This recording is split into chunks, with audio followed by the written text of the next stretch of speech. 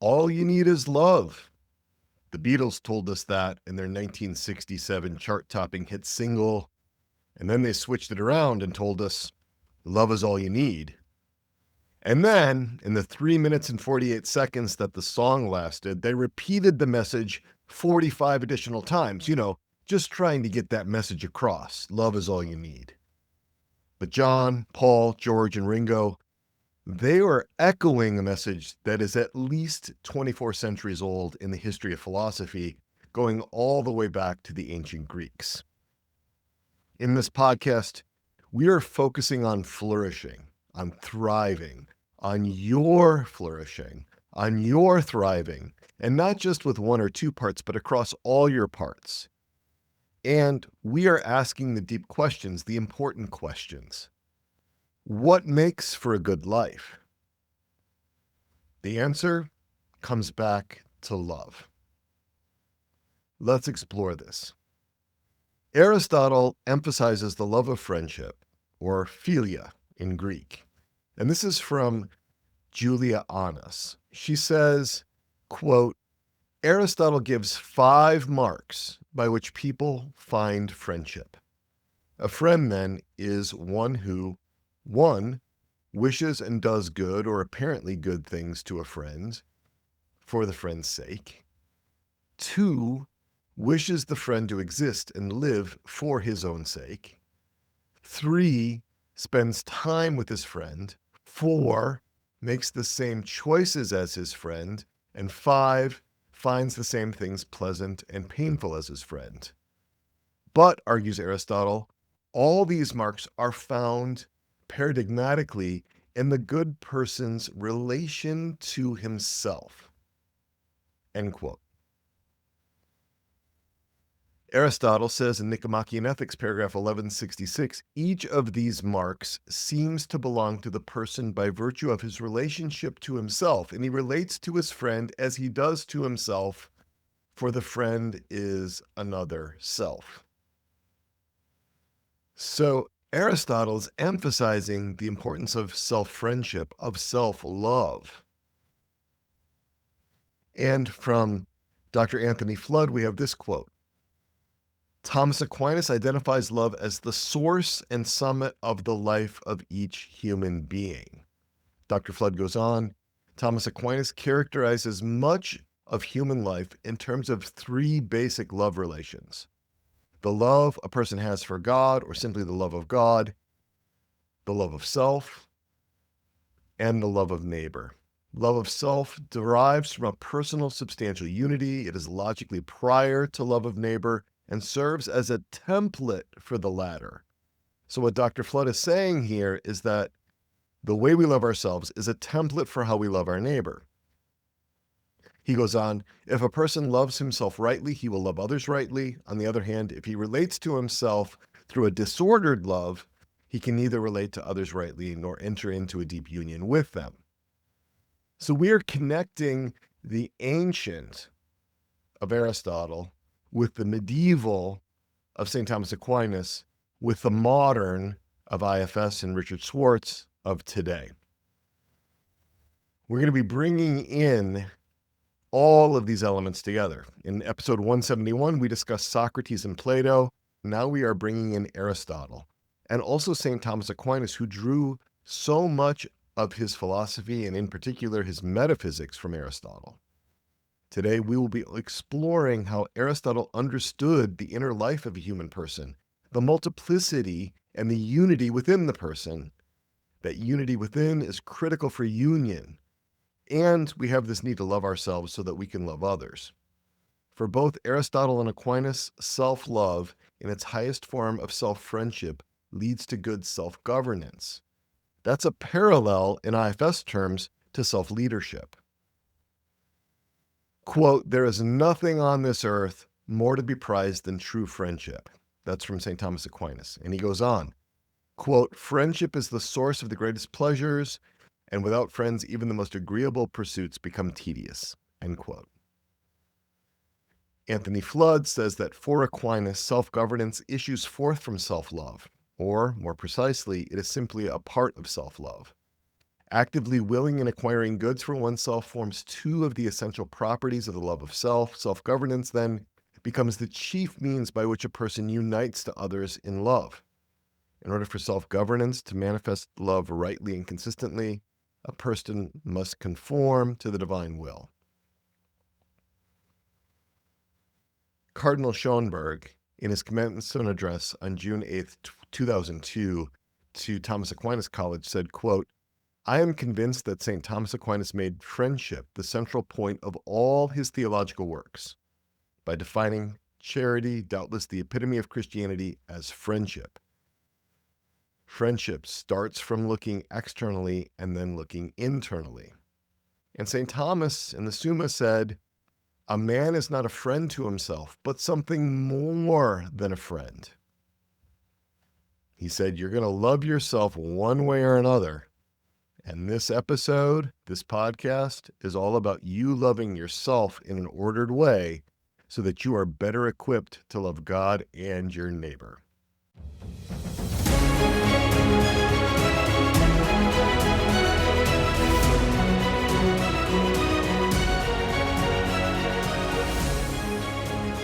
I am Dr. Peter Malinowski, also known as Dr. Peter. I am your host in this Interior Integration for Catholics podcast. It is so good to have you with us. Welcome to you. Welcome to all your parts.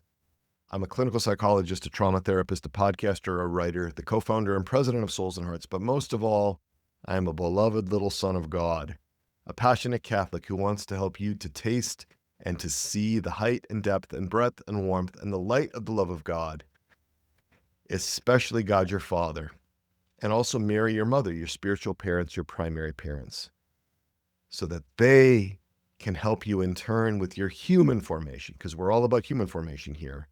And I'm here to help you embrace your identity as a beloved little child of God and Mary with all your heart, with all your parts. And throughout all of 2025, we are bringing in the insights of internal family systems developed by Richard Schwartz, and we're using other parts and system models as well. We're harmonizing them with the truths of the Catholic faith so that you can live out the three great loves and the two great commandments: to love God, to love your neighbor, to love yourself. That's what this is all about. And I bring to you the best of Catholic professionals in the field as my expert guests to share with you what they know about how to make this happen so that you can love wholeheartedly, that you can love with all your being, with all your parts, to love God and to share in his joy, to share in his peace with all of your parts. This is episode 173 of the Interior Integration for Catholics podcast. It releases on September 1st, 2025, and it's titled Aristotle and Aquinas on Proper Self-Love. We're getting into the fascinating thought and work of Aristotle, how foundational he was, and especially how he influenced St. Thomas Aquinas. And I am excited to have back for this episode my dear friend and colleague, Dr. Eric Gudan, clinical psychologist in private practice. He's the founder and director of Integritas Psychological Services. I talked a lot more about him in the intro in episode 171. Dr. Eric Gudan, dear friend, my brother in Christ, it is so good to have you back with us as co-host for this episode. So excited for you to be here. Thank you. I'm happy to be here, Peter. Thank you. And Dr. Anthony T. Flood is a professor of philosophy at North Dakota State University. He is the author of two great books, The Root of Friendship and The Metaphysical Foundations of Love, both with the Catholic University of America Press, where he examines the thought of St. Thomas Aquinas on the nature of love in the life of the person.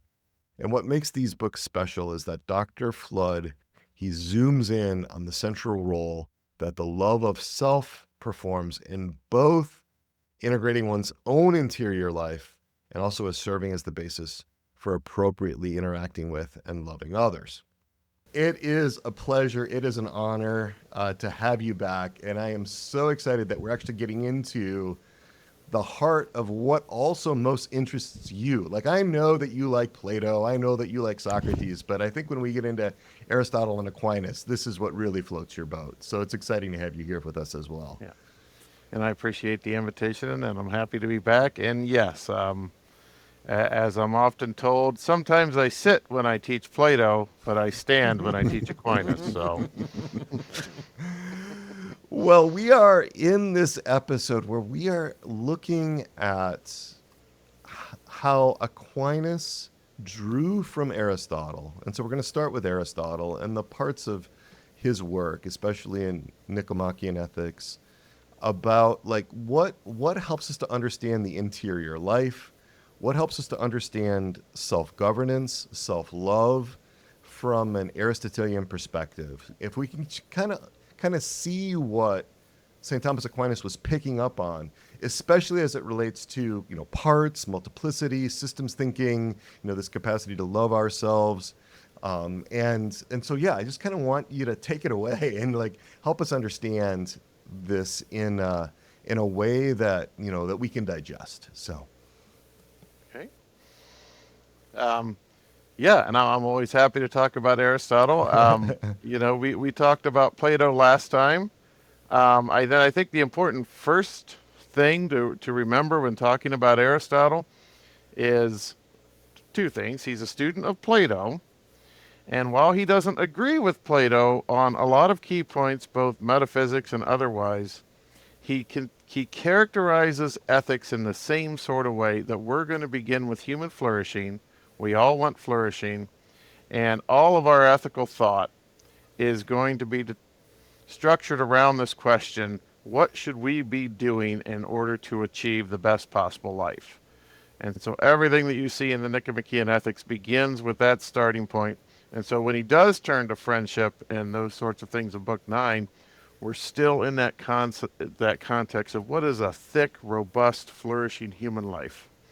excellent. Excellent. And that's something that is as relevant today as it was 2,400 years ago, right? Yes. So that's something that we are certainly interested in at Souls and Hearts because, yeah, this is all about thriving. It's all about flourishing. It's all about, embracing the best life, the life that God would have us experience. And so, yeah, and we're not just gonna go off of our own experience and make it up. We're gonna go to our tradition. So super excited about what Aristotle has to say about this and where Aquinas goes with it. So Okay. Well, do you want me to just jump right into what I want to say, yeah, or I want to I'll let Please hear. do. Eric structure things as well here? I want to hear what you have to say because I have, like I told you this in the last episode. I have so much respect for you. Like I said, this book, The Metaphysical Foundations of Love, just blew me away. And it's much more about, it's obviously that book is much more about Aquinas and so brings in more Aristotle and we were talking about Plato and Socrates last time. So yeah, just really fascinated about these concepts around what does it mean to relate with ourselves in a way that leads to flourishing. Yeah. Okay. Um, well, Aristotle, earlier in the Nicomachean Ethics, he's already talked about flourishing and happiness as the goal to which all of our actions are directed, and therefore we need to determine a rational plan for how to pursue that. But one of the other structuring elements, before even turning to the self, is that what it means to be a human being means to be in relation to others in some way or another. So he defines human beings as social animals, um, or political animals, as it's sometimes translated. And Aquinas just says, all right, let's split the difference. Let's just call human beings social and political creatures, or social and political animals. So is Aquinas getting away from Boethius' definition of the person as an individual substance of a rational nature? Because that doesn't involve a lot of relationality in the way that I hear So, it. so that would be okay. That's a very good question. So the technical Good question. difference there would be human nature for Aquinas and Aristotle would be we are social and political animals, Okay. or social and political rational animals, because that's Aristotle sees these as two sides of the same coin. Boethius wants to address the question of what is it that makes an individual a person. Well, Oh. what's the difference between this individual cup and me as an individual human being? And for Boethius, it's not just a question of, well, we have different natures, that one's a cup and one's a human being. There's something else going on when we talk about persons over and above nature, even if it's human nature. And where Boethius is going, not to get too abstract, he's trying to do it in terms of the divine trinity of three persons in one divine substance. How's that going to work? But when it then gets applied to human beings, what the word person is going for is, what is it that makes us unique and unrepeatable or incommunicable, to use Aquinas' word, even relative to other human beings? Okay. So Depends on his just focus. think of it in terms of a simple value thing. This cup, as cup, is valuable, but it's if I were to break this cup, a new cup with the same sort of dimensions would serve that purpose, right? Cups are inherently replaceable. So any individual that has the nature of cupness is going to serve my needs. That's not the case with human beings. Right. Each human person is unique. So each person has a uniqueness and value somehow over and against the nature. So somehow there's a difference there. Okay. So to put that together, when Aquinas takes up Boethius' definition of a person as an individual of a rational nature, what he's saying is, for we human beings, we have the rational nature, and then when it becomes concretized as a distinct individual, it begins to take on a life of its own, if you will, to where there's a unique personality. Okay. And that's also why we can then use that definition of person for angels, God, anything with a rational nature. It doesn't have to be a human being. Okay. Yeah. All right. So getting into like this self-governance, self-love, like tell us about like how, what did Aquinas see in Aristotle that he said, I have to really zoom in on this. I have to bring this into the understanding of a human person from a Catholic perspective. I think what he sees in terms of the larger tradition, but Aristotle in particular, this idea of flourishing as the starting point, but more particularly when Aristotle talks about friendship, he talks about friendship not only as absolutely essential to flourishing, that's why he's talking about it, but when he gets into friendship, he talks about the friend as another self. That the way that this is Aristotle now, the way that you relate to yourself, somehow in friendship, that gets transferred exteriorly to another person. Okay. To where you begin relating to that person in the same way that you relate to yourself, which is different from how we relate to every other thing in our life, right? So I relate to the cup. This cup's going to get a lot of mileage today. I relate to this cup in a variety of ways, but at no point do I treat it like an extension of myself in any way whatsoever. Right. Right? I just don't. It's something to be used. It might be, if we're talking about a work of art, it might be something to be admired. I mean, there's all sorts of different ways we relate to things, but never do we relate to another thing as another self, except in friendship. And so Aristotle really thinks that reveals something about not only the nature of what a friendship is going to be, but what it means to be the self who's entering into that relation with a friend. That type of And I thing, think person who would that's do what that. Aquinas really picks up on, is we can actually use the nature of friendship to learn about the nature of our interior life. And I'm going to draw a distinction that maybe gets into the weeds, but you tell me. So the whole tradition is very good at talking about the objective nature of what it means to be a human being. So we have a soul, and we have a body, and we have an intellect, and we have a will, and we have emotions. In other words, sort of think of it as a philosophical, scientific understanding of a human person looked at from without.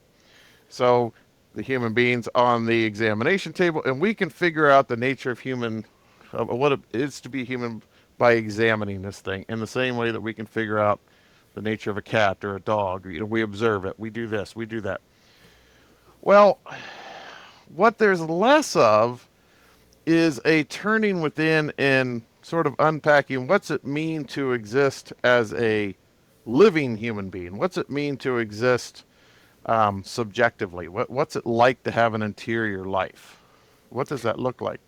So isn't this similar to the distinction you were making about Boethius's definition and the Aristotelian understanding? Yes. Like the individual, which is kind of separated and distinct, where we're looking on its own, the person on a laying, or the cat, whatever, analyzed on its own, and then what the actual experience embodied what it is in living must be for us in society a political animal. Right. Political rational animal. And this reminds me too that like it's kind of like what we did with Plato, right? We looked at those 5 cities and the way they were governed. That's an external representation that somehow reflects the internal experience, right? So it's the same kind of thing, I think was what you're saying.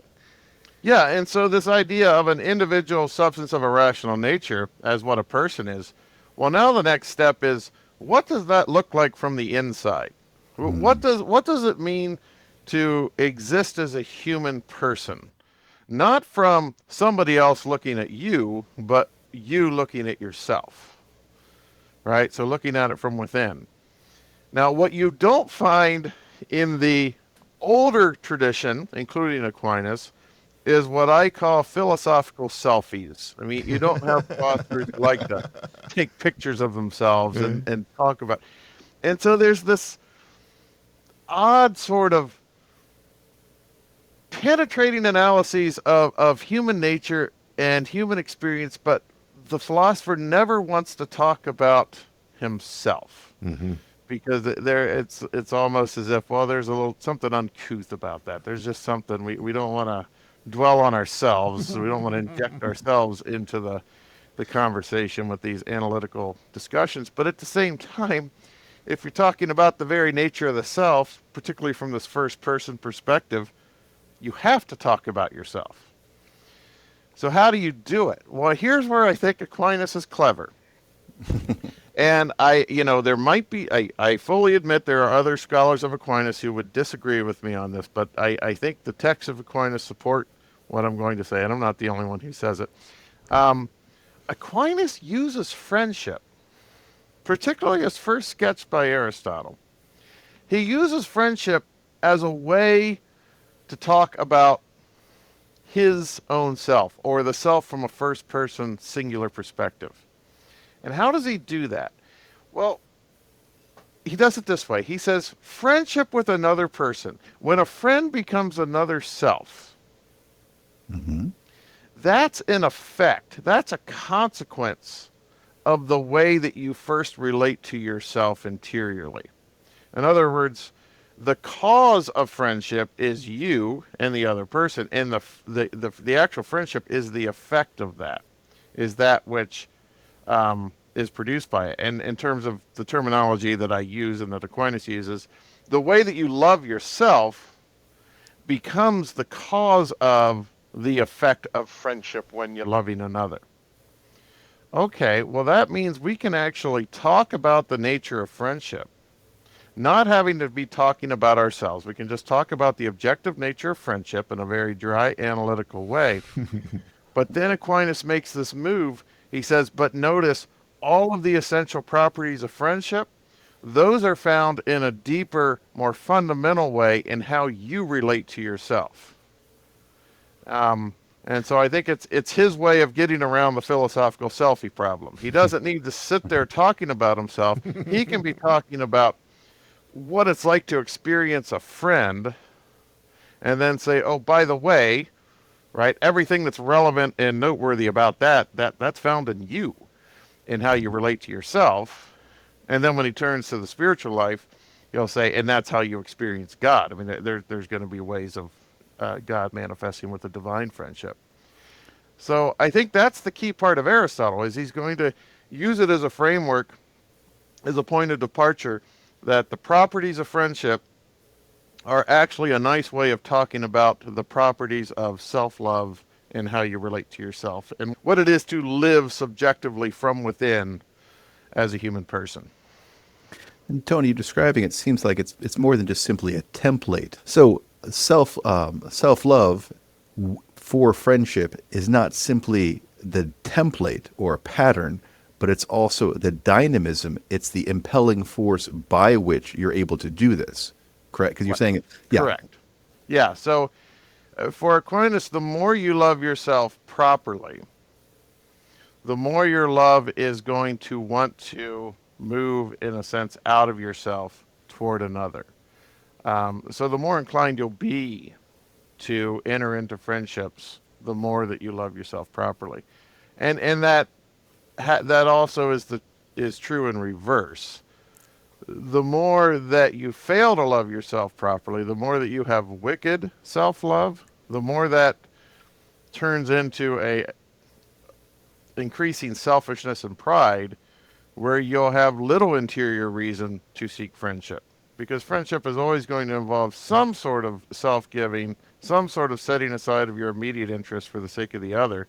Mm-hmm. And the more selfish you are, the more you're going to have a natural deterrent to engaging in that. So it's why self-love is so important, that all of us are going to have it. It's just a matter of which way do we go with it. Do we cultivate it properly, or do we let it go in the other direction? Yeah, what is how that is conducted and carried forth? I have a association of thought here, but I wonder if it's taking us afield about the self-love and even dysphoria, depression, and just when we are so discouraged and feel bad and have there's a pattern that is created of a lower degree of energy. And one of the best pieces of advice you can encourage somebody who's feeling really sorrowful is like, it's really good to be around people who care about you. You need to get off out of your dark room and out and engaging with people. But when we are in that state of frustration and unhappiness, it takes a lot to overcome the inertia of us being upset with how we feel where we are, to engage with, to be a friend, and to allow others to be friends to us. Right. And that would be the other element of friendship. So I keep talking about it from sort of the lover's perspective of the beloved, if you want to think about that. Think of it that way, that for Aristotle, the friend, the beloved is the other self. But then that turns around, right? Because in a friendship, you're also the beloved. You're also the other self of the lover in that case. And by lover and beloved, I don't mean necessarily romantic relationships, just that's the way Aristotle and Yeah. Aquinas talk about any friendship. You have a lover and a beloved. You have the, because it's reciprocal. Subject and object, and then the Yep. reversal. And Um, that seems to be getting to this question around the importance of, and this is one of the things that really struck me in your book, The Metaphysical Foundations of Love, is this need for an inner unity in order to be able to establish a union with the other. And that's something that we're really interested in. Even this whole podcast is called Interior Integration, right? So we're really, for Catholics, right? So we're really interested in that, and the importance of that unity. And that was just shocking to me. In fact, there are some folks that translate unity as sort of integration or interior integration. So I'm just really curious about, like, what does that mean? If you could take us into that direction a bit. so for Aquinas, anything that exists, it has unity. He actually identifies it as one of those grand transcendental properties that everything has. So we generally think of, when you hear the Catholic tradition on transcendentals, it's going to be truth, beauty, and goodness. Right. That, all being is true, all being is true, good and beautiful. But every classical list also has unity as one of the key transcendentals, usually listed first. The one. Meaning that in order to exist at all, you have to exist as an individual that's integrated enough to where you don't fall apart and cease to exist. You have to have a baseline unity. It's absolutely essential to what it means to exist for anything, both for us and for the cup. Bringing the cup back. Now, the difference between me and the cup is that the cup does not have an inner life. And, maybe that's controversial. I don't, how do you know the cup doesn't have an inner life? No, Tony.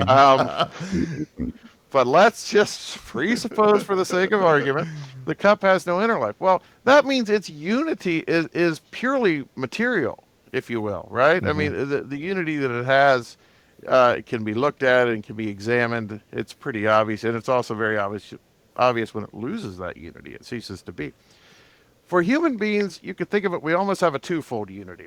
It's one, but we have, yes, the unity of the body, but we also have an interior unity. We have a unity of our interior life and all the different parts that make us who we are, the intellect, the will, the passions, our various appetites, desires.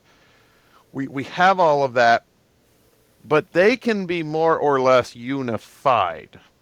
So our interior life isn't always a perfect unity. And for Aquinas, the virtues are going to serve as the interior principle of integration that's going to enable us to achieve as much interior unity as possible, if that makes sense. That makes so sense. he puts it in, he says, Adam and Eve, they had interior integration and unity. They were unified in their interior life. But due to the effects of original sin, that automatic unity of the interior life is lost.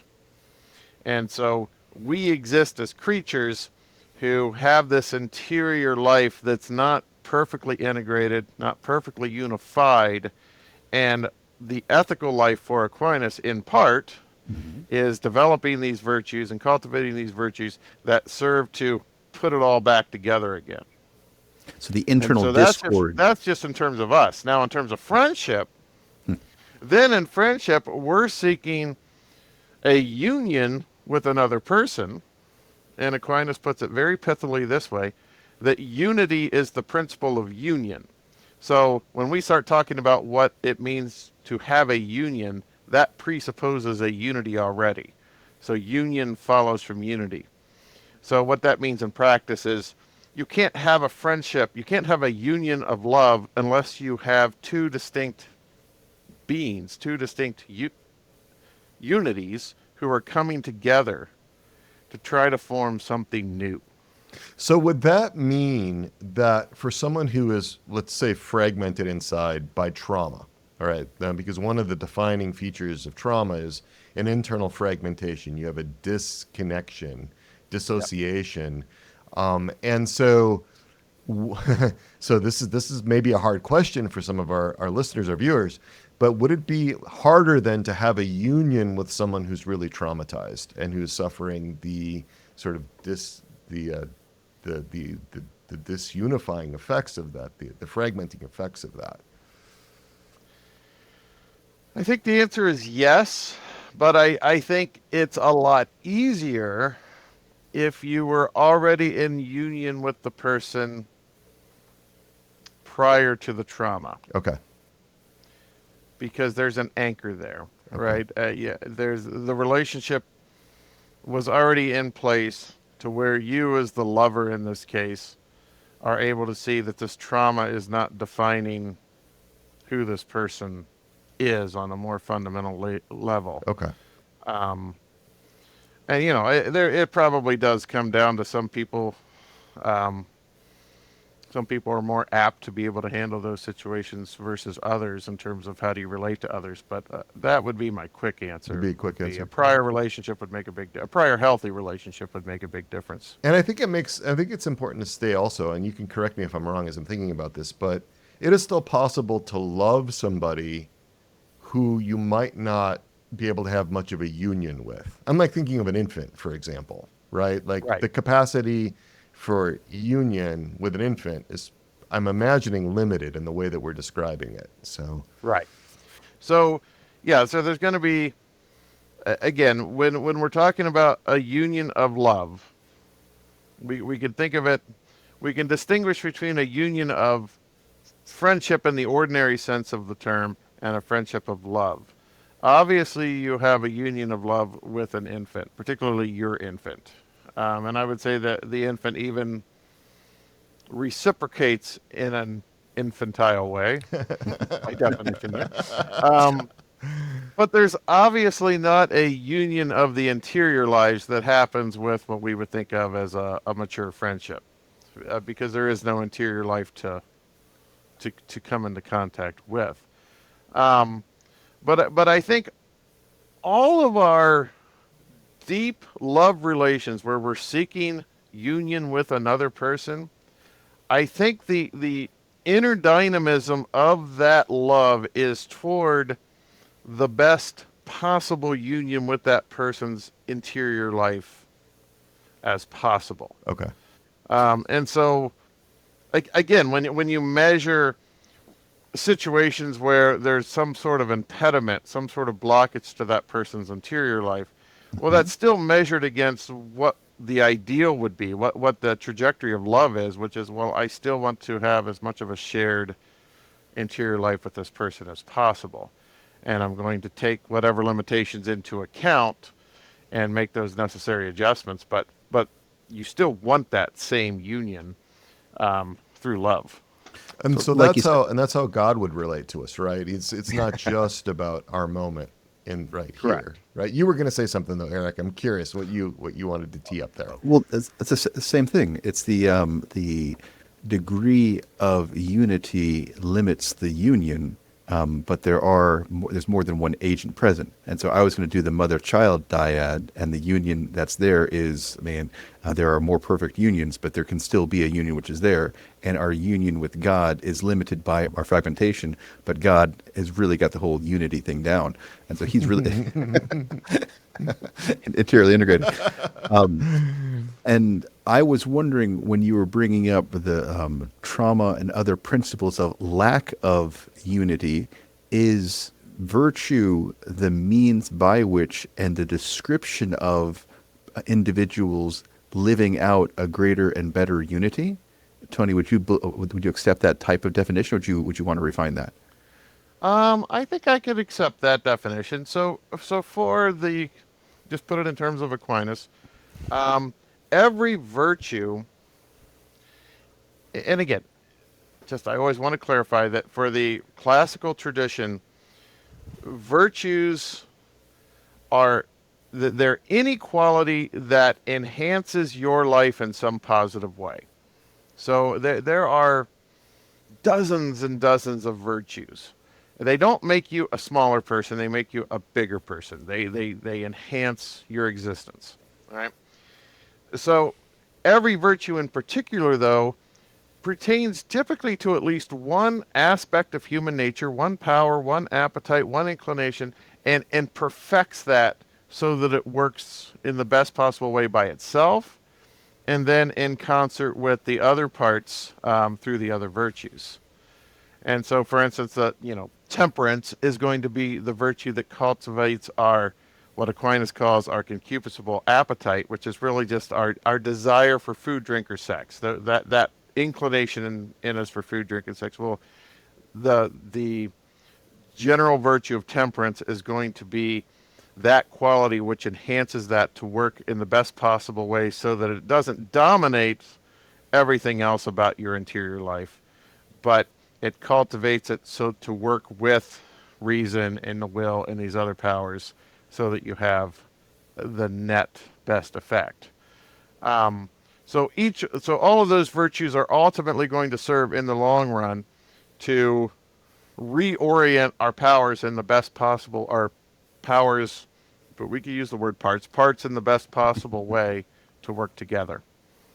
Capacity to work for flourishing rather than certain impediments or getting to taking on more of a too extreme of a role or being too burdened, for example, if you use more parts language approach.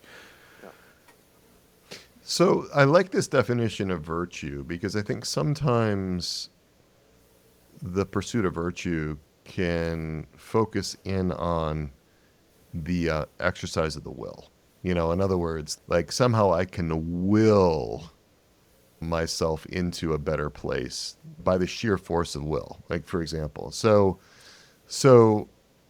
and I've run across folks that have been attempting to work with their inner fragmentation primarily through the will.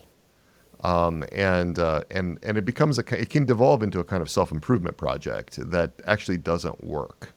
So what is the role for Aquinas for other people in this? In other words, the like so much of I think what helps people recover from trauma is to tolerate being loved, to tolerate being accepted by another person, to tolerate entering into a friendship slowly, if you will, for example, with a therapist.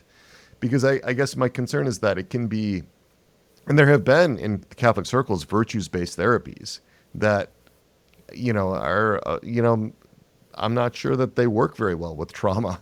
It could also kind of neglect things that are going on outside of the awareness of our conscious awareness. So I'm just kind of curious about, for people that are struggling with these kinds of questions, how might we understand that through a Thomistic lens? And is there room for relationality in this kind of recovery,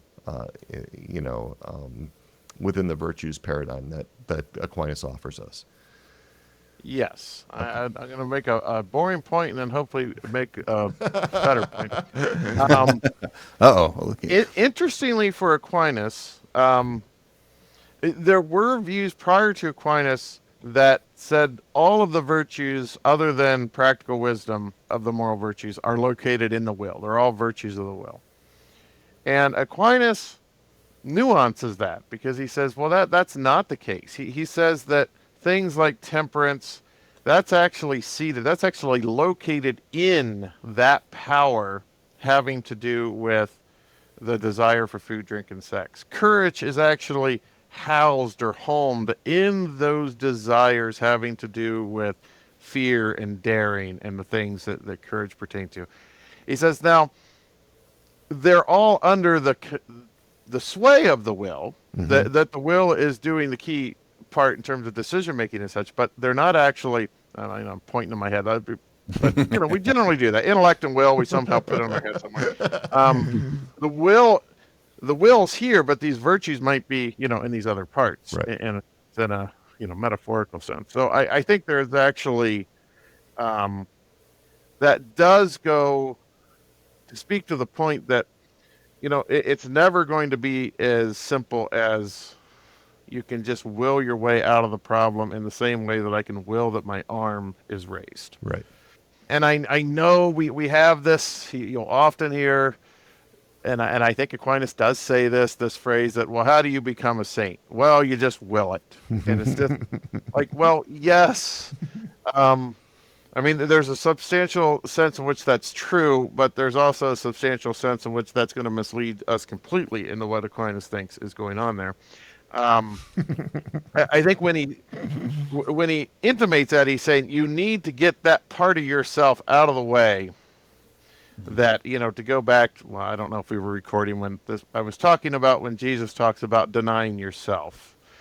That, you have to ask the question, well, who's doing the denying? If I'm denying myself, who's denying that self? Right. It can't be the self being denied. It has to be someone else, something else. And the tradition generally just looks at that in terms of a true self that you really are, and this sort of illusory self that this almost demonic self, this apparent self that you characterize independent of God, that doesn't really exist. Like the old man that the old man. St. Paul talks about. The new verses.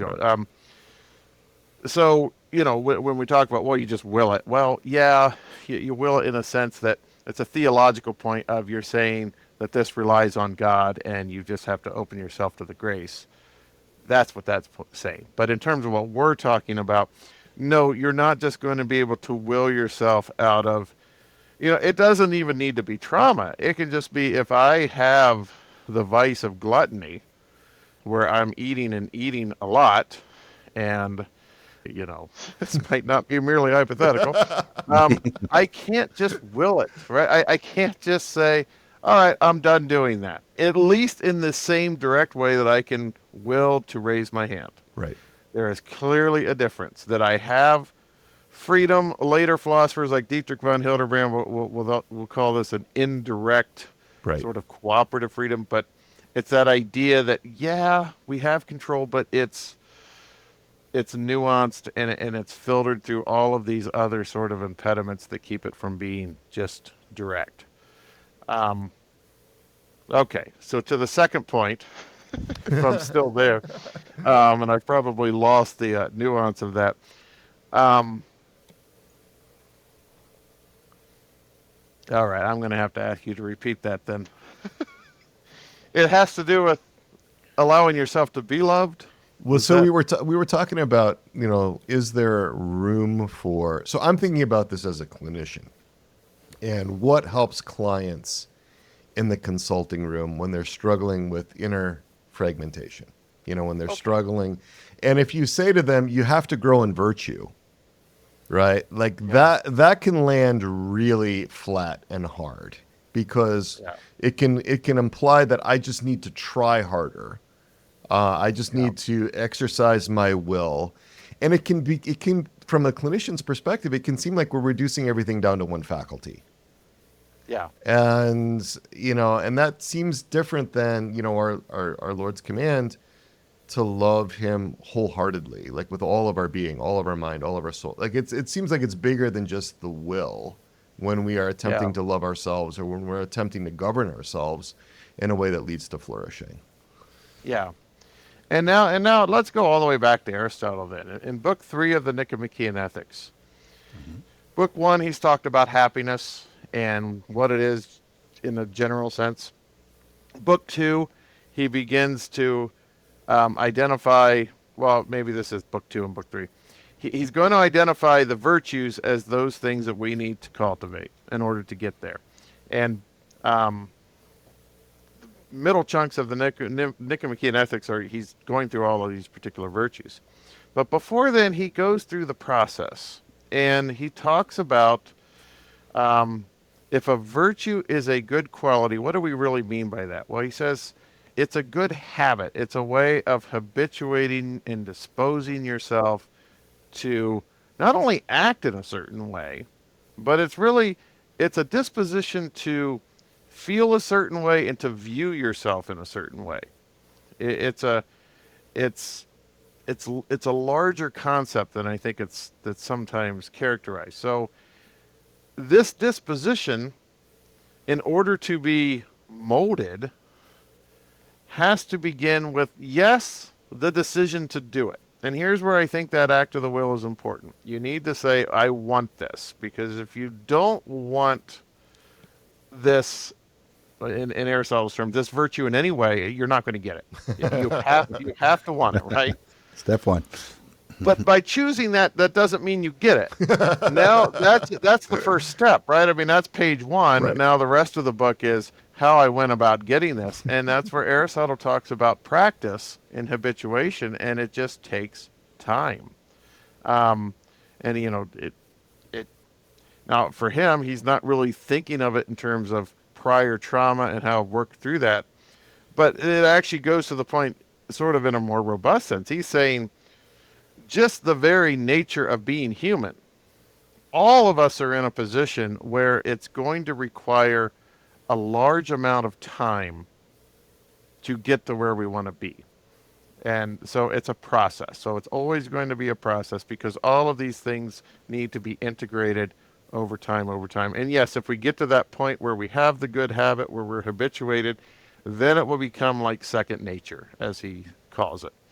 Um, and it'll seem like we've had it all along at that point. But that's the end of the story, right? So we're still in the beginning. So if you add trauma into the mix, it's still going to be a case where this is going to be a long process. But for the Catholic tradition, but I think even Aristotle, this idea that we are social animals first and foremost, that everything we do, at least the vast majority of what we do, stands in relation to other people. So we're not just doing this alone. And in the politics, which follows the Nicomachean Ethics, he makes the point that if you came across a severed hand, you would not say, you would say that used to be a hand. He said you would identify it as a hand, but you wouldn't think of it as an actual hand. in the full sense of the word. Why? Because the hand has all these abilities. It's not just this material thing. We identify the hand not just in terms of its quantitative dimensions, but its functionality. To function as a hand, it has to be attached to a body. And he says, similarly, if you had a human being who was, say, cast off on an island, living a completely solitary existence, that person would not exist as a full human being. They would be like the severed hand. Yes, they would technically be a human being, but because they're cut off relationally from all of these other people, they're cut off from all of these relations that are absolutely essential to what it means to function as a human being, then it wouldn't be a human being in the full sense of the term. So it's no And longer a living hand yeah, because it's not connected to, and it lacks the dynamism in order to fully live and flourish as a hand, right, similar to the person on a desert island without community. right. So that means for all of us, these relations are absolutely essential. We can't live a solitary existence and still be a human being in the full sense of the word for Aristotle. And I think that tradition picks that up, that you're going to need other people. Other people aren't just accessories. They're absolutely essential to the process of integrating yourself in virtue and everything else that's important. So to put it in terms of that context of the clinician, I mean, that's very specific in the sense that we're talking about a, counselor-client relationship, in these four walls and such. But the actual, that I don't think is completely out of step with what we're doing outside of those walls. Right. All of us Right. in those relations, this is just a lot more focused. Um, but that it's necessary, I think. I mean, I think it's just it's the natural extension of what it means to exist socially. So, yeah, the client is going to. I think a good way in there would be the client seeing that all human beings need this. All human beings need to be in this relation in order to have that worthwhile life. That as bad as the trauma is, the trauma doesn't make us dependent on other people. It doesn't put us in that position. That's where the trauma is. We are in a relation of need with respect to other people, and then the trauma has confused that point a little bit, I think, if that makes sense. Yeah. I often think of like the will as like the tip of the spear. Like it can kind Yeah. of get us into a position to have the experiences, especially experiences of relationship, that reform us and help us to unify inside. In Yeah. other words, I might not be able to will, for example, to stop drinking if I'm too far gone. It may be beyond the power of the will to stop drinking, but I could check myself into a rehab program Right. and limit the capacity or limit the access I have and begin to enter into treatment that would help me reform myself interiorly. So yeah, I think the will is absolutely critical. It's necessary. It opens the door. Yeah, It's it's yeah. not sufficient on its own. Otherwise, because that seems to be an attribute of God, actually, to just will it and then have it happen, right? It's like Yeah. seems like we're reaching Voluntaristic. for some omnipotence there in terms of the will that denies other aspects of our humanity. So Yeah. So, yeah, just to sort of conclude my thoughts on that, because I think I got myself a little bit distracted.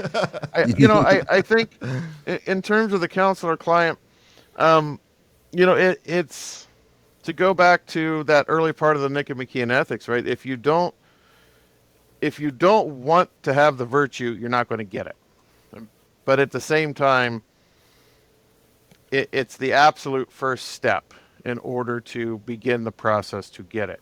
mm-hmm. And I think if there was a patient who literally had zero willingness to engage in therapy, I don't know the research. I'm doing this from a philosophical perspective, but I Right. have to assume Seems like the probability of success is near zero. I mean, it would almost have to be. So again, all you need is some baseline willingness, and I think that opens the door to this relationality of this external agency that can come and aid in that process of healing. So, what does Aquinas tell us about internal relationship? Like, what does he say about how this actually works? In terms of, so like in internal family systems, we would say, well, there's an innermost self, and that innermost self can relate with the different parts. The different parts have these different roles within the human person, managers, firefighters, exiles, and so forth. Is there sort of something equivalent in Aquinas as he's describing inner relationality, or is it left more undefined?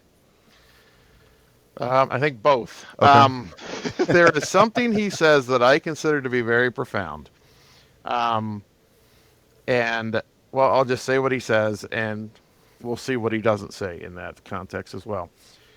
He talks about the fundamental drive of every substance. So for him, I know it's technical terminology, but a substance for him is any individual thing that exists.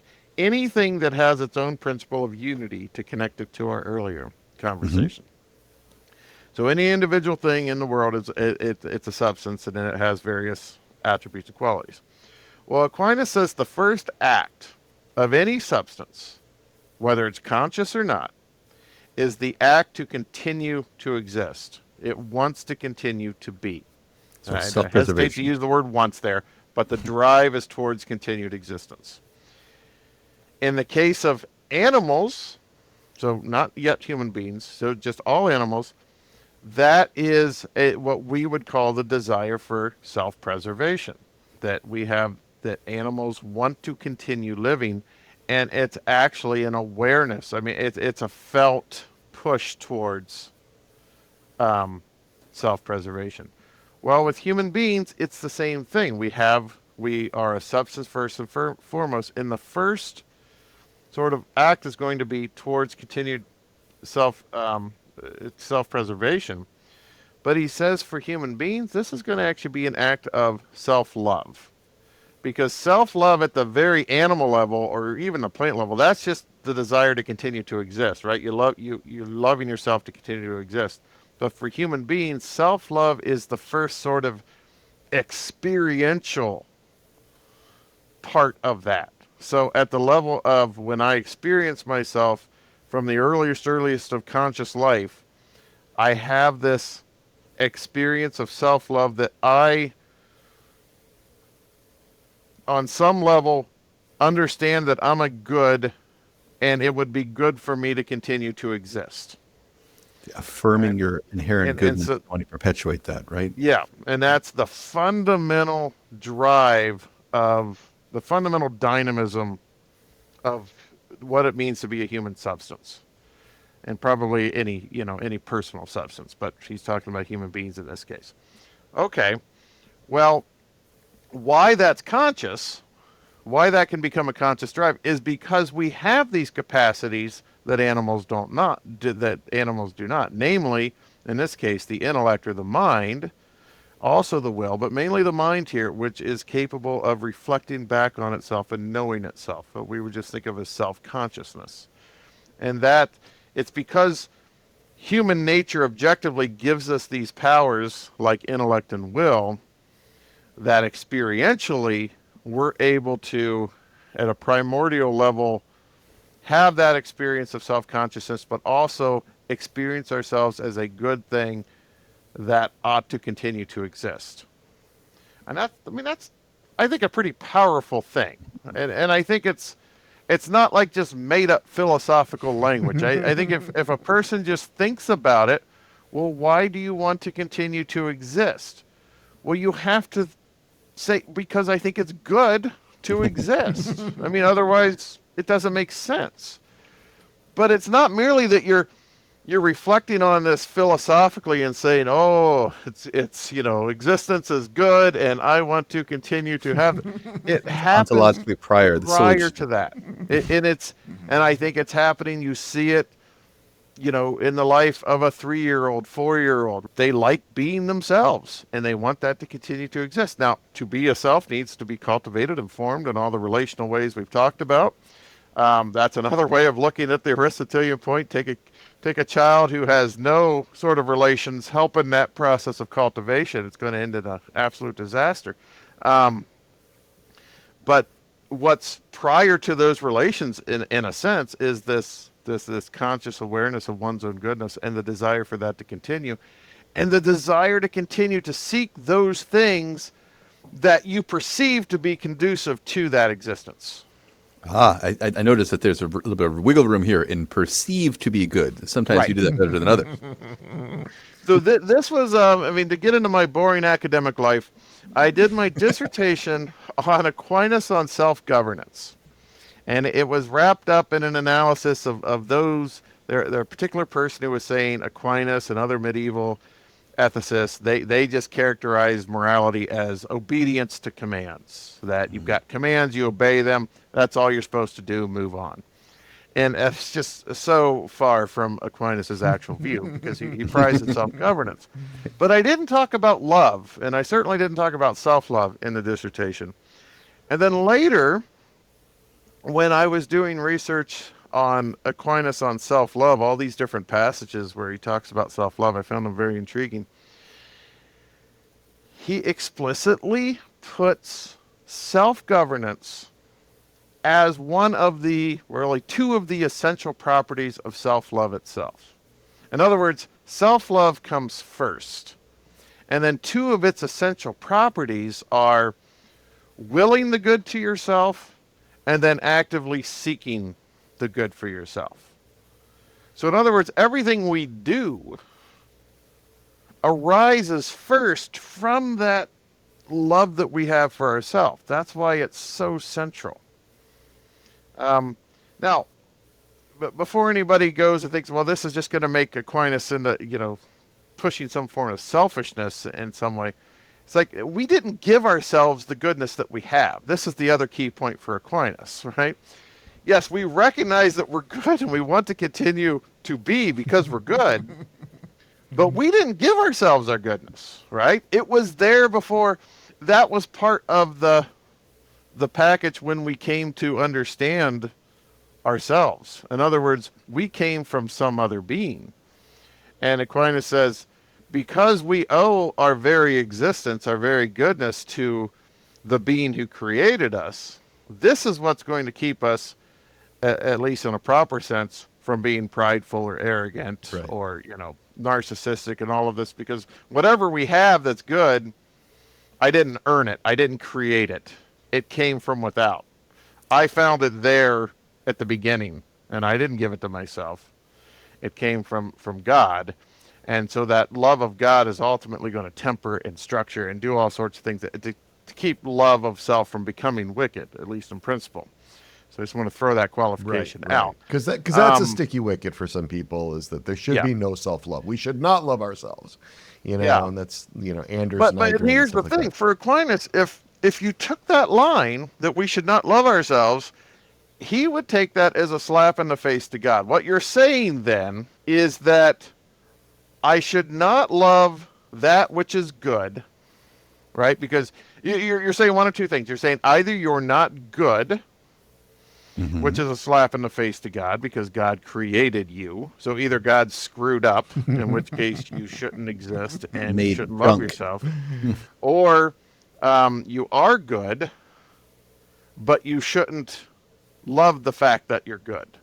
And Aquinas finds that very bizarre. Why would you not will the continued existence of the goodness that you are? Why that makes, if you're good, we will that which is good. We love that which is good. Now, you don't love yourself as the source of goodness, but you love yourself as good, and then you love God as the source of that goodness. So it's always going to be directed. It begins with that awareness of your goodness, but the object of the love, even in self-love, doesn't rest with the self. It's ultimately a love of God as the source of one's goodness. Another way of thinking about this, just to go back to Scripture, and Aquinas loves going back to this quote as well. When Jesus says to love your neighbor as yourself, right? Mm-hmm. It doesn't say love your neighbor instead of yourself, right? It says love your neighbor as yourself. The way that we love our neighbor presupposes a prior love already there. namely the love you have for yourself. So just as you recognize that primordial goodness in you and desire the continued existence of that things, so should you see that analogous goodness in your neighbor, will the continued goodness of that neighbor, and just as you will to do those things that you perceive are conducive to your continued goodness, well, you need to be doing those same things for your neighbor. So you literally are going to actively will and seek those goods for your neighbor as you would your very own self. Template of goodness in action. So this idea that, which I first came across in your book, you cannot love your neighbor more than you love yourself. This is something you say that, yes, Aquinas draws out. Right. Which is like astonishing, right? Like why, Right. like if I lay down my life for my neighbor, So, how, and I deliver, yeah, and I did not say that just now, did I? Um, so going back to that scripture passage, love your neighbor as yourself. Okay, that does certainly seem to rule out the reading that you should love your neighbor instead of yourself. In other words, it is certainly not a disavowal of self-love. It presupposes self-love is good. Mm-hmm. But it doesn't necessarily follow from that we should love ourselves more than our neighbor.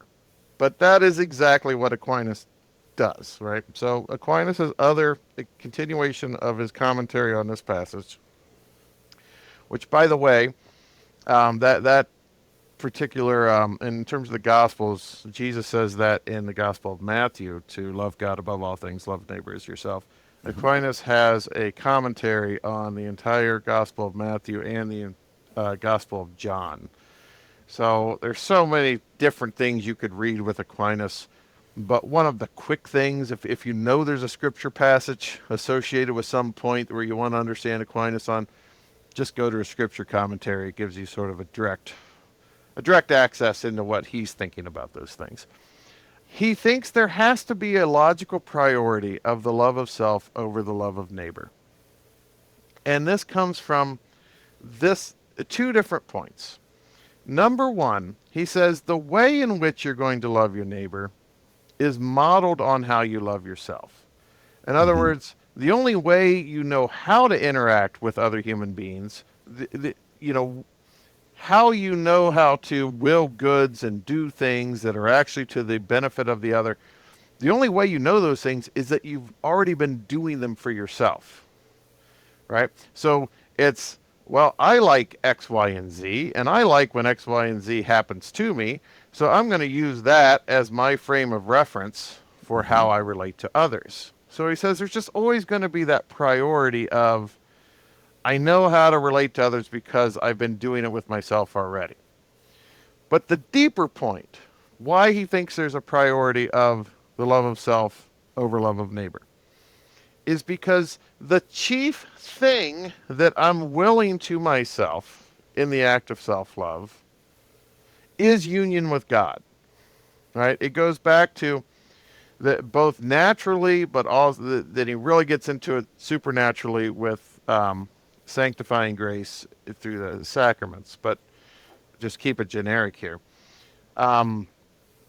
Because I am not the cause of my own goodness. And yet that's the first thing that I recognize in my conscious experience is my goodness and my desire to continue to exist. Because I recognize that goodness didn't come from me. I can't take credit for it. Well, that leads me back to the source of that goodness, which is God himself. Okay? So the first thing,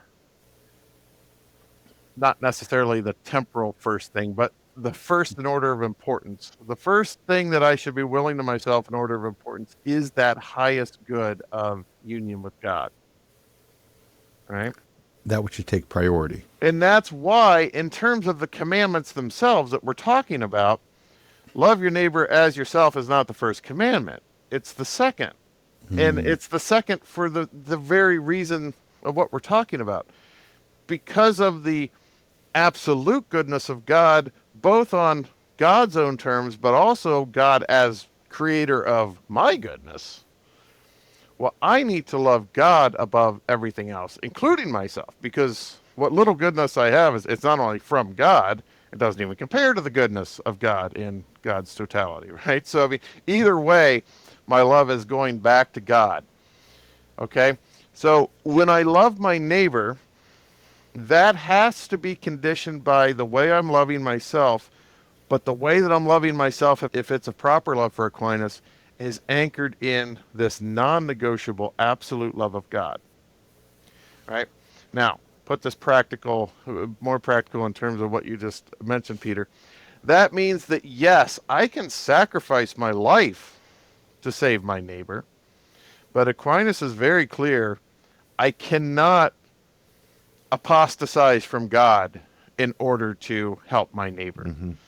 The relation to God comes first. It's absolutely non-negotiable, and that conditions my self-love in such a way that it cannot reach out to my neighbor in certain ways, at least not legitimately. Or else it ceases to be that which you that's why it's organized. Right. So Aquinas is very clear. If you cannot sever the relationship with God in any way. You cannot harm that, through serious sin or anything of that nature. It's never justified for one's neighbor. And so, if you could, well, let's go back to the beginning. If you loved your neighbor more than yourself, then that would allow for the possibility of why not sacrifice my relationship with God if I thought it would help my neighbor, right? Oh, If I could love my neighbor more. But Aquinas says you can't do that.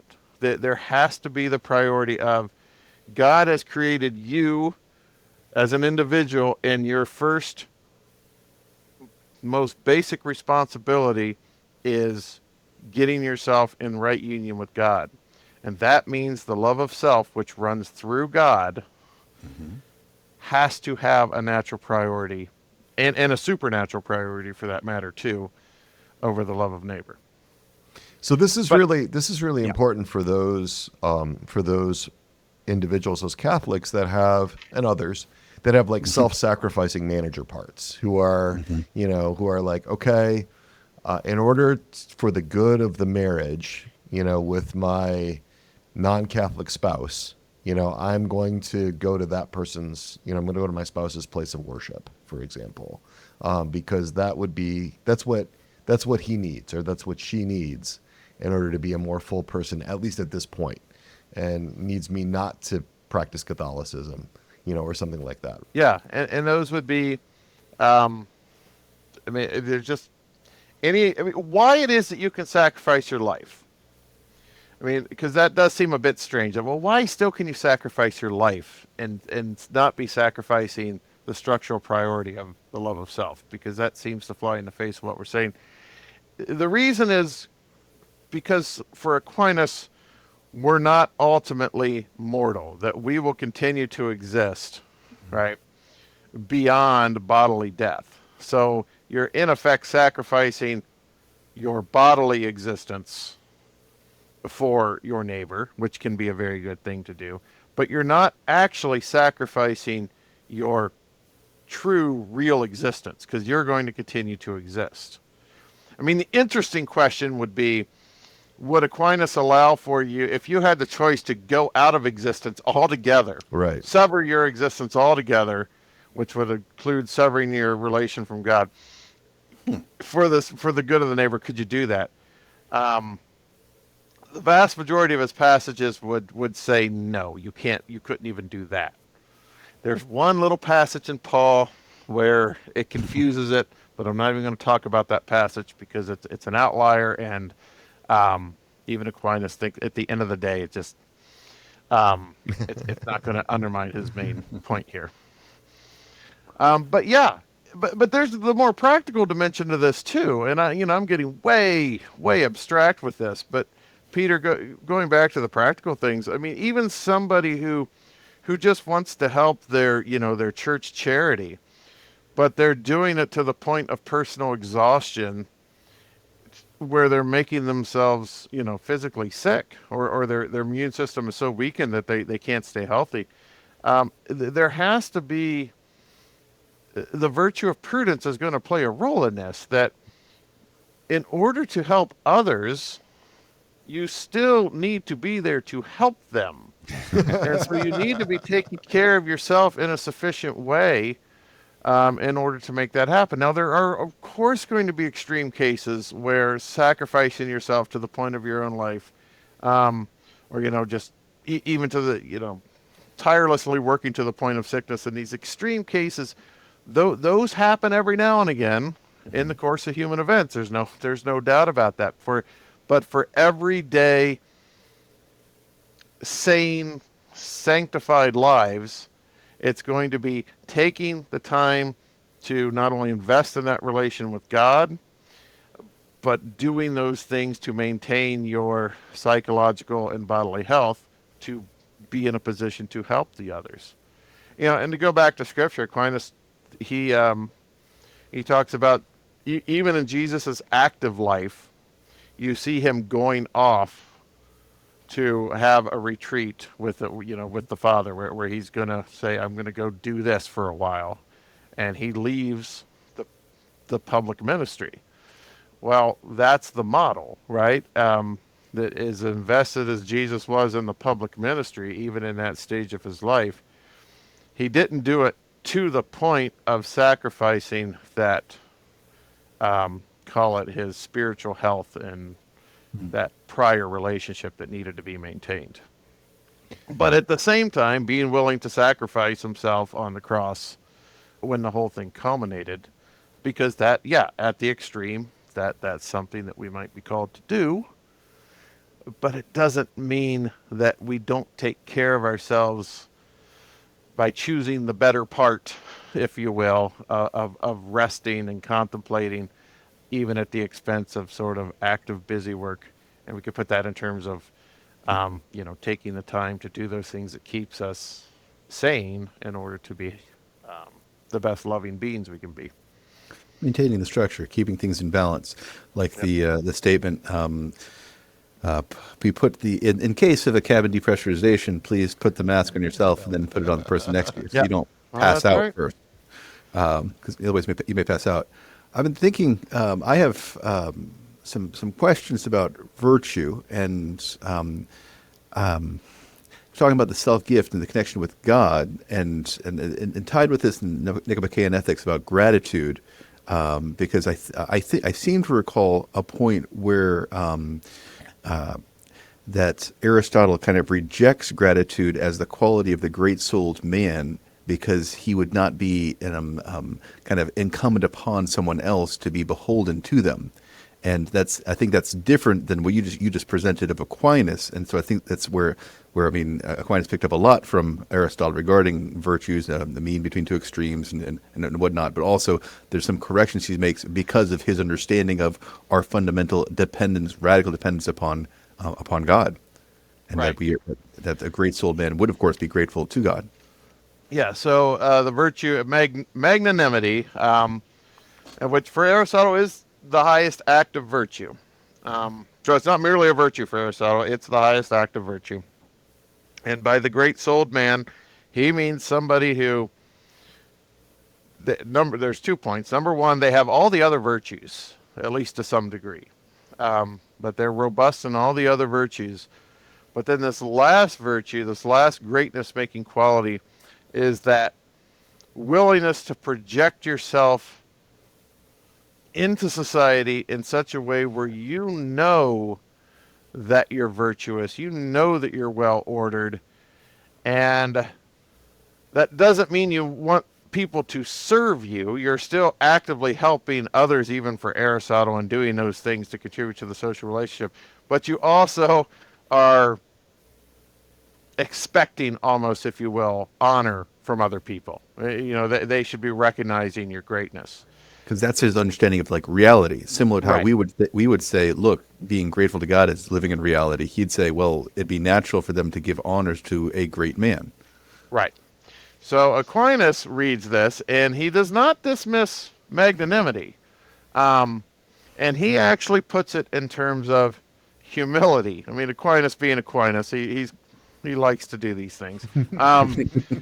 He'll say the magnanimous person is the most humble. Why? Well, because they do have a true sense of self. They do have enough reflection to know they have these virtues. They have these different capacities, strengths, and abilities.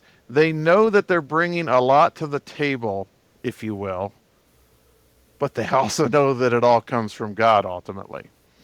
And so that the final act of awareness that comes from in magnanimity for Aquinas is awareness of utter and complete dependence on God, which means God gets all the credit.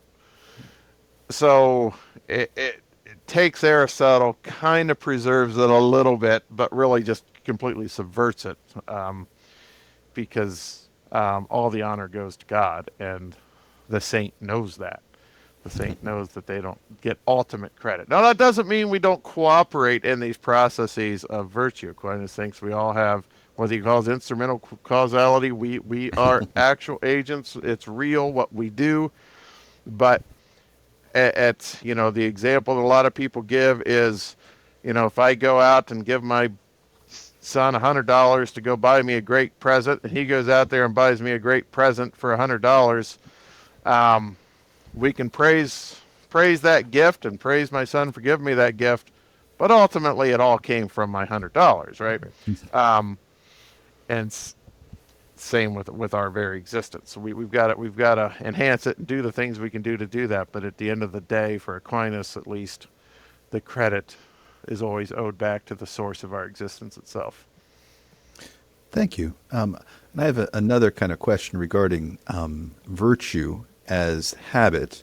And it made me think about some of the books I've been reading about habit, like the Atomic Habits, The Power of Habit. And and we've said before what Peter was saying about willpower being the tip of the spear and kind of forming the habit, forming the virtue about almost identity. And that may be confusing if I use that word. Some people understand it in different ways. But to identify as, like the example in this habit forming book, if you want to be someone who exercises every day, it's like you can form the habit of frequent exercise, but it's actually kind of better to identify as an individual who goes to the gym every day. And what does that type of person do? That type of person, what's the next step you can do? Well, you can put your gym shoes on every day. And so so you're identifying as an athletic person and a person who exercises, taking that next step. And I think that translates pretty well to the virtuous life of I identify as a prudent man. What's the next thing a prudent man would do? Well, he'd stop and close his mouth for a second and think before he says a couple of things, or whatever the case may be, to act in a prudent way, right? Yeah. And that's Aristotle's big shortcut in all of this, that Aquinas picks up on this as well. He says, if you want to know what the right thing to do is, look to the phronimos, which is the wise person. He said you don't need to just sit there and figure it all out yourself. Look to somebody who seems to have it all together and imitate their behavior. Right? It's a shortcut. Aquinas picks this up in terms of the imitation of the saints and things of that nature. It's like, look, you don't need to know all the dogmas and all these things that scholars know and be able to parse out whether Jesus had one will or two wills or all those sorts of things. Just, you have holy people in your lives, imitate them. Just do what they do, and then you will be on that right path. Now, again, it's a shortcut. I think of it better as a big head start. At some point, you still need to take the reflectivity and the ownership and fine tune that. But yeah, I think that's very much part of the tradition of imitation of the virtuous, in terms of those practical heroes in our life, the practical exemplars, as the way that we can go about doing this. So I asked you this question in the last episode about Plato. It went something along the lines of, did the Greeks back in the 4th century, 3rd century BC, did they sit around reading the Republic as sort of a self-help book, right? Is there a way to kind of read Aquinas and understand. You're giving us a hint of that when he says, "Imitate those who are holy," or "Imitate those who are wise." Are there other things that he addresses about the navigating of the governance within? In other words, I would say that in a lot of modern approaches, parts and systems based approaches, there's a lot of discussion about what the relationship among parts, for example, should look like. In other words, how do we relate well within? And one of the things I'm not sure of, and I'm not well read within within the Summa or the other works of St. Thomas Aquinas, but does he get into like sort of the brass tacks? The development of virtue, for example, I'm having a hard time translating that into like what does that interrelationship look like? At least based on my limited understanding of virtue as he defines it. So I think the answer, I'm always hesitant to make these strong negative statements because I know there's Thomistic scholars out there that are thinking, just no, he says it here. I don't think he does. Okay. I don't think he gives you what you're looking for. Okay. And I think he comes closer. There are times where he'll give, we actually have a collection of sermons he gave, which are much more practical. But the collection of sermons that we have are actually academic sermons.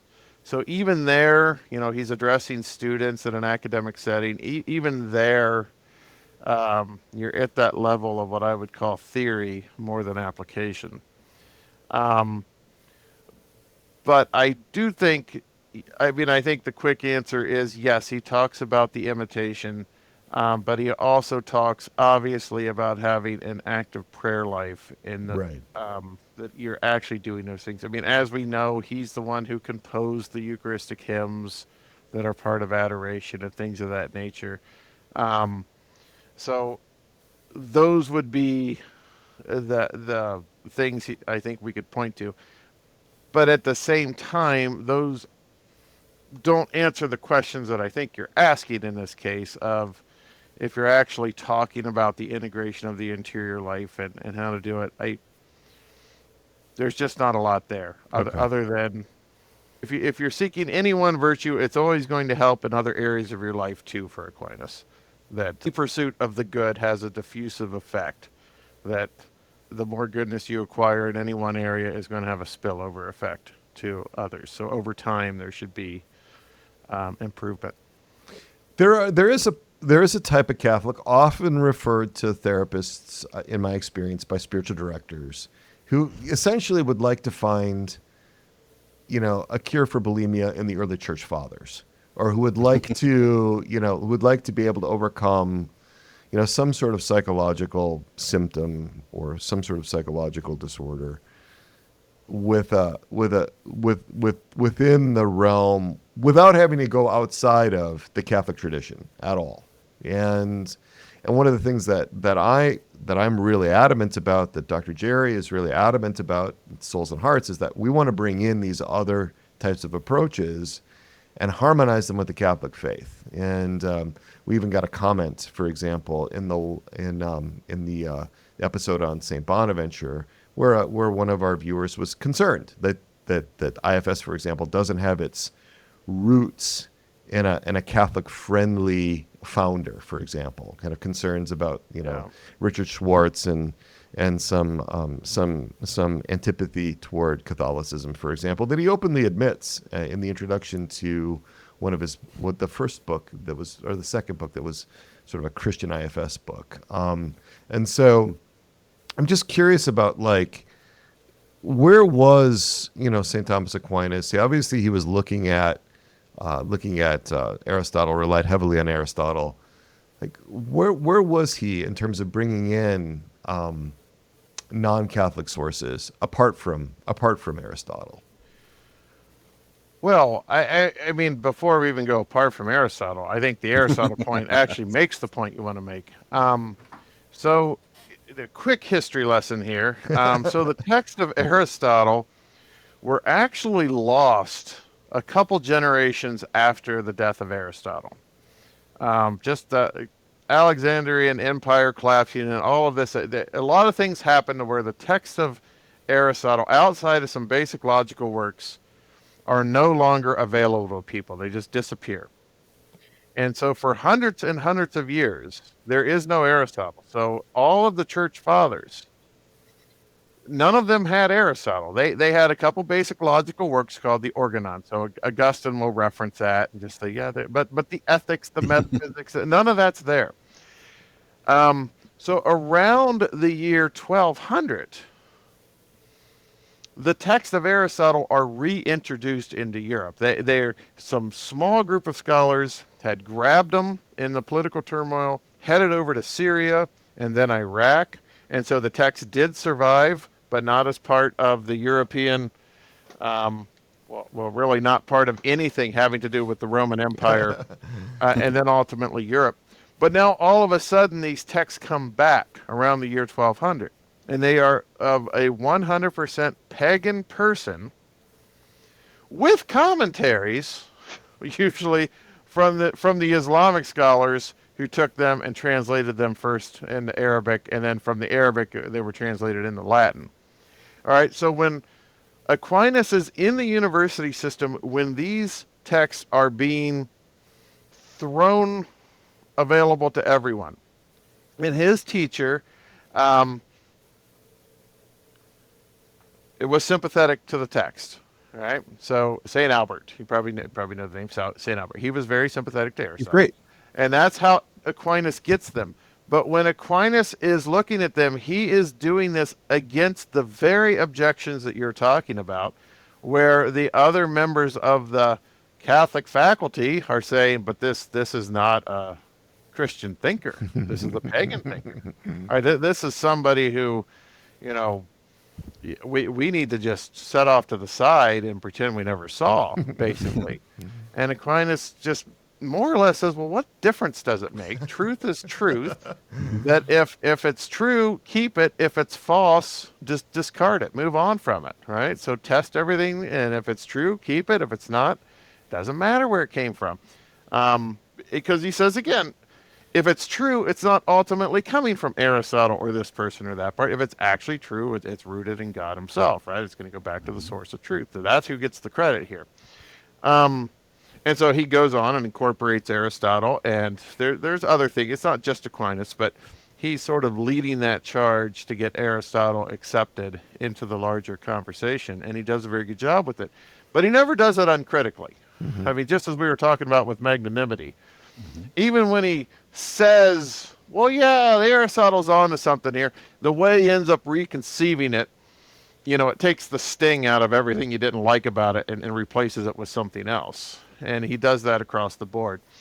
And it's not just Aristotle. He'll look at any source that he has. So in addition to the ancient Greek sources and ancient Roman sources, he's also looking at Moses Maimonides, who is a Jewish rabbi.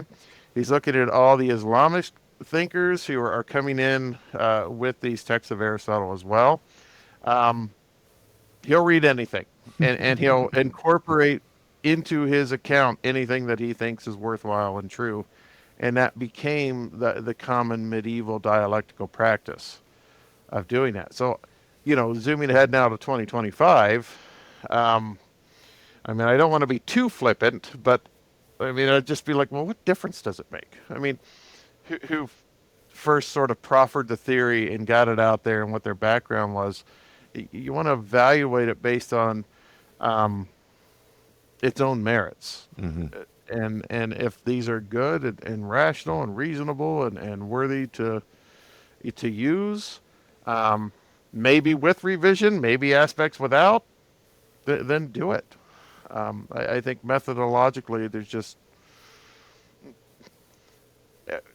Catholics are not fundamentalists. I mean, it's just the philosophical tradition has always been a big part of it, and the very nature of philosophy, just of its nature, is using something other than divine revelation to try to figure out the nature of important things, using reason, using our intellect to figure out the nature of whatever it is that we're investigating. So again, whether that truth comes from divine revelation or from philosophical research or from scientific research, truth is truth. It doesn't contradict itself, and it incorporated into a very meaningful account of human nature. Love it. I love it. So I have like one more major question, and then I want to check out what Dr. Dan would like to talk about, and then we'll go into our key takeaways. But why is it, do you think, that there is so little emphasis, at least this is my perspective, so little emphasis on ordered self-love? Why are we not talking about self-love if this is so prominent in St. Thomas? Why are we missing this boat? If it's a prerequisite for us to be able to love our neighbor, if it's a prerequisite for us to be able to love God back, to carry out the two great commandments, how come it's left to a handful of laymen to be talking about this in this way? Like why is it falling in a sense on the shoulders of folks? Why are we not hearing about this more? Can you shed some light on why this seems to be such a neglected area? Well, I think it comes down to the passages in Scripture that seem to be saying self-love is bad, and maybe not necessarily self-love, but that same passage that we talked about prior, that you need to deny your very self. Well, if you need to deny your very self, then you probably shouldn't be loving yourself either. I think it's an misunderstanding of those passages that it's clearly a misunderstanding because nothing else, as I said, even within that same passage, it doesn't make any sense. If you say that, well, I need to deny my very self, you still need to ask the question, well, who's doing the denying? Jesus isn't telling you to negate your existence. That's not what anything is about there. But even Aquinas, here's where it gets fun for Aquinas. One of the passages, he'll ask the question, is self-love the root of all sin? All sin. And he answers yes. It's the root of all sin. So now he quickly goes on to distinguish between wicked self-love versus proper self-love. But he acknowledges that fundamental impulse we have toward our own goodness and to continue to will our own goodness. He says that we have that impulse whether we like it or not. He calls that common self-love. Everybody has it. It's just part of being human. But where we go with it is, that's when considerations of the intellect and will come in. How we choose to run with that. He says, if we go in the proper direction, well, then we're going to, that love of self becomes proper when we run it back to God as the source of our existence, which turns to moderate it and structure it, and then it will lead out to others. But if we begin to love ourselves in such a way, in what he calls the wicked sort of love, or wicked self-love, or inordinate self-love is another term he uses for this, well, now we're loving ourselves at the expense of God. Or another way he'll say it, loving ourselves in an exaggerated sort of way, in a disorder, where we love ourselves as literally not merely good, but as a good greater than other goods out there, greater than the goodness of other people, and even better than the goodness of God. He takes that as to be Lucifer's first sin, when Lucifer sees that, he is as good as God, right? That's the sin of pride. So even from the very beginnings in Aquinas, thinking through these things, self-love is still not something we want to just embrace without qualification. Right. Because it very well can become sinful, and not just sinful in the way that my overeating can become sinful, but in this fundamental way to where it's the thing that defines us as a whole. I become a selfish, prideful person when I have inordinate, wicked self-love, and all other sin is going to flow from that. So I think people who reject it now, even those not reading Aquinas or not reading, their instincts aren't wrong.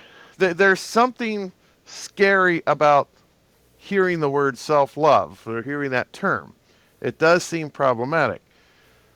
But you just need to calmly reflect on it and realize it's non-negotiable. Even when let's have fun with this. Even when a person says they're rejecting the notion of self-love, what are they really saying? They're saying, for me to be a good person, I need to shy away from willing the good to myself, of loving myself.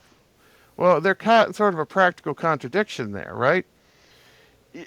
We do those things that we know are good for us, when we fast and do those other things, and we're always aware that they're good for us. That's part of the thing. We know that doing good things is good for us, even if that's not our ultimate motive, right? So when I help my neighbor, and when I'm doing, I know that in some way enhances me. That is a way of loving myself, even in those acts of self-sacrifice. It's not my motive. It's not why I'm doing it. But the point is our will just naturally always seeks the good. That's what it does. It wills the good. It wants union with the good as much as possible, and that begins with the goodness of our own self as the source of everything else that we're doing. But that can become distorted, right? So that the Yes. third donut might be looked at as the perceived Yeah. good, right? When in fact Yeah. it is no longer, right? But So it's still good, but very And that's why I keep saying perceived, because Right, Aquinas right. makes his word is apparent. Okay. But just because something appears good to you doesn't mean it is good. We Right, do have right. to make that distinction. Right. But yeah. But obviously, our existence itself is it's not an apparent good that I exist. It's a good, right? he thinks so. So yeah. Well, And God thinks so, right? I Right. mean, Yeah. God does not want us taking ourselves out of existence or trying to take ourselves out of existence. Right. That's the first fundamental thing we're supposed to be doing is continuing to exist. and even in the we're case good. of suicide, it's not usually, my understanding is it's not usually that people want to take themselves out of existence. They're still seeking a good for the self of escape or release from pain, or Yep. it's not, so that isn't really a counter argument to what you're saying. Right. Yeah. So even in those cases, yeah, you're recognizing that it's good to be you. Even if bad things happen and there's other evils, it's good to exist as a human being. So, and final question for Dr. Flood, dear Dr. Gudan, do you have something else that's just burning before we go to takeaways? Oh, but it's kind of not a simple question. It's I must kind of like admit. another episode, isn't it? Kind of like another episode. Why don't we pick this up later? Maybe I'll frame the question though. I'm wondering if the fundamental experience of self-love is what is accessed in a sense of recollection and the authentic self, and the truth, the inmost self that we can find with non-baptized persons to be able to access kind of a sense of pursuing the good. And and while that can be disordered, of course, there is a being based in reality of life that because I really like this kind of really grounded and inordinate. Well, I've heard that so many times. It's disorganized, not ordered, not following the law, not fit, not living in reality, making up your own stuff, a distortion, things not acknowledging the way things are. So self-love in an appropriate way is connected to our foundational existence in God, and it's simply the way things are, and we are submitting to, acknowledging, living in that reality rather than choosing a fantasy, made up, not real thing, insisting upon imposing a lie in order to assert ourselves in some fake way. And so I really like the way virtue is flourishing and living in reality in an ordered way. So and so the follow-up question is about that's kind of a summary, and I'm not sure if there's a question that you found in there. But if you did, you can comment on it. I thought of something as you were saying that. I have not talked as much as I probably should have about the nature of friendship itself, where we're talking about two human beings in relation. But it actually piggybacks off this point quite well. That when we have a friend, we will the good to them. I mean, when we have a really close, intimate friend, we will the good of what? We will the good first of their continued existence. Mm-hmm. That's first and foremost. But then we also will goods and maybe seek the goods insofar as we can to enhance their existence. and we enjoy being around them and those sorts of things. Well, one of the things, but in virtue of willing union with the good, or union with the friend, what we have to, you wouldn't want to do an evil thing to your friend, right? You wouldn't want to will them a bad thing. I think everybody would agree to that. Yet, you are the thing you're willing to your friend, right? But in virtue of wanting to be friends with this person, you're bringing your presence into that friend with your friend, and you're saying, right, I want to love you, and I want to enjoy that relationship with you. I want you to love me. Well, if you want them to love you, that's another implicit acknowledgement that you are a good worth loving, right? Otherwise, if you truly didn't think you should love yourself, because that would entail you're not a good worth loving, then what business would you have wanting another person to love you in friendship, right? It would be odd. None of us think that way, though, because we automatically implicitly know that we're bringing something good to the table in a friendship. Not that we're perfect, not that we're not occasionally selfish and all the rest, but we know that our fundamental existence is good and we're sharing with another. And we see that in our friend, that they're a fundamental good that we want to share our lives with, right? It's through friendship that we're constantly reminding each other that, oh yeah, we're good. And that we ought to be willing goods to ourselves. We ought to be willing our continued existence, which is self-love stripped down to its fundamental essence. So this has been great. Really appreciate it. What would, Tony, what would you want our viewers or listeners to take away if there was one major point that you would like them to remember for the rest of their lives from this episode? I think I just made it. I like the Okay. way I said it. Okay. That self-love stripped down to its essence is simply the recognition of and the continued willing of one's own existence as good. Now, again, ultimately that's going to lead back to the source of the existence, and it's also going to lead this way to wanting to will additional goods to make yourself more flourishing, greater sharing goodness, but that we're a good being who exists because we're good. And I didn't go into the transcendental properties, and I'm not going to do it on of goodness here. I'm not going to do it by way of summary, but Aquinas thinks that to be unified is to be good, right? To exist is to be good. So we exist, we're good, and therefore, by recognizing that, we're loving ourselves. We're willing that good. We're willing the good of that to ourselves, in not only now, but as a continued way of being. Thank you for that. Eric, what do you got for us for a final takeaway? Something you'd like people to remember from this episode?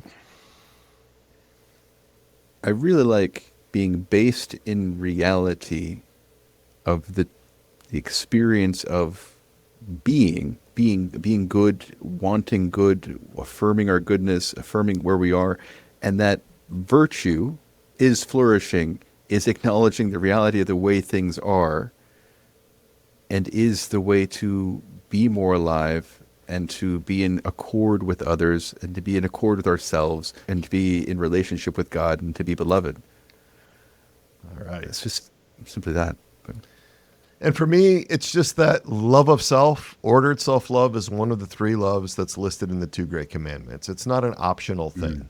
And we have that straight from the words of our Lord. And upon those two commandments depend all of the law and the prophets. These are not just sort of, minor dietary requirements that we could find in Leviticus or something. This is like central to our faith. And so whether or not you as a viewer or listener buy into internal family systems or, other ways that we're offering to learn how to love yourself, think about that. Dwell on what does it mean for you to love yourself. You can have an entirely different model, but that you be actually deliberately considering what it means for you to love yourself, and that you have a way to think about that and to live that out. Whether that's in agreement with what we're offering, or not, that's the central thing, because this isn't the only way. So that's what I would offer. And with that, I want to bring this to a close. First of all, by thanking God for this time together. thanking you, our audience, for being here, because without you, this wouldn't exist. And then to thank you, Dr. Eric, Dr. Tony, for being here with us today. So just so grateful to you both. Thank you. If you like this episode, then like this episode. Get over to our YouTube channel at Interior Integration for Catholics and hit the like button, subscribe, and join in the conversation with us. Write your comments, questions. Let us hear from you in the comments section for this episode and our YouTube channel. Dr. Gudan, Dr. Flood, and I, we will respond to comments and questions. Also, review this podcast, Interior Integration for Catholics, on Apple Podcasts. Give me some ratings, give me some reviews, share your experiences there. Don't forget those books by Dr. Flood. We've got links to them in the YouTube description for this episode.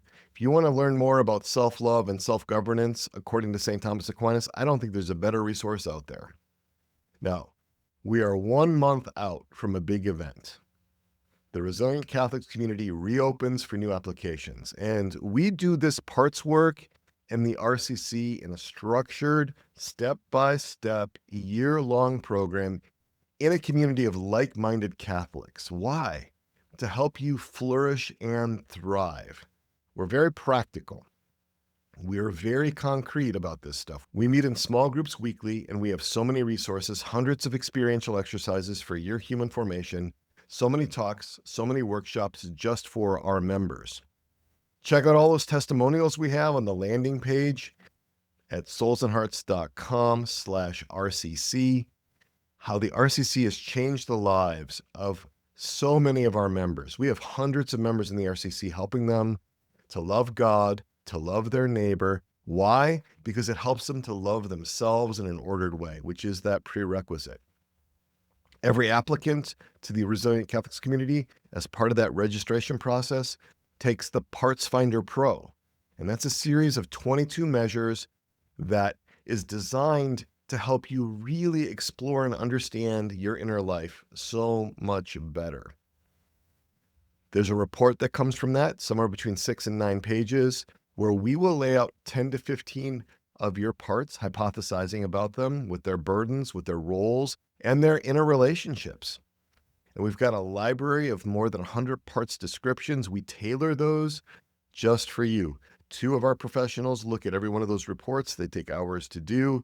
You can see sample reports in the YouTube description for a fictional man and a fictional woman, just to kind of see what they're like. That can really launch parts work. And we take discernment very seriously in the RCC. Our staff, like I said, spends hours looking at your application, writing and reviewing your Parts Finder Pro report. We meet with you on Zoom for a 15-minute meeting to go over that with you. So you're discerning on your end about whether to join the RCC. We're discerning on ours, and not just about whether the RCC is a good fit for you right now, but what other resources might make your human formation more likely to lead to your thriving. So if it's a green light all around, we match you with your company mates, we pair you with a companion.